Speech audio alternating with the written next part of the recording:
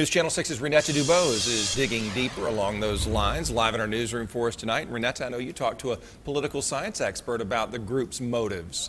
I did, Brad. It's a summer campaign to create worldwide caliphate. That's the goal. An Augusta University professor tells me we can expect weekly terrorist attacks in the UK from smaller groups and lone wolves killing a smaller number of people.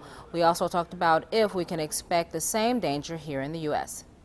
In ISIS's case, they believe they're saving us from eternal damnation by killing us to prevent us from sinning anymore. Terror attacks across Europe, all with one thing in common. The attackers pledged allegiance to ISIS. They see it as a holy act, a virtuous act. So you're not going to stop sinning, so I'm going to put you out of your misery and save you from eternal damnation. Political expert Craig Albert says we can expect to see weekly attacks overseas as terrorism is working overtime to establish a caliphate, or a world where extremist Muslims establish government rule by the Quran. The way money can be transferred, the right to a divorce, for instance, male versus female rights, all of that, everything that in the West is defined by constitutionalism, by legally separation of church and state, for extremists, for Muslim extremists, is put into effect by the Quran. The United States could see its share of attacks too.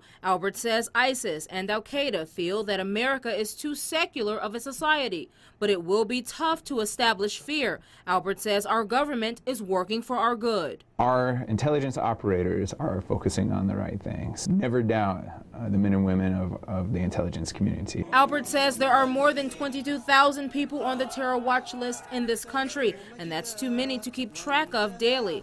That's why places such as Augusta utilizing cyber intelligence are key. Augusta plays a very critical function in everything cyber, especially cyber terrorism. Albert says these smaller, unsophisticated attacks come from people who are slightly alienated or with criminal backgrounds. Jenny?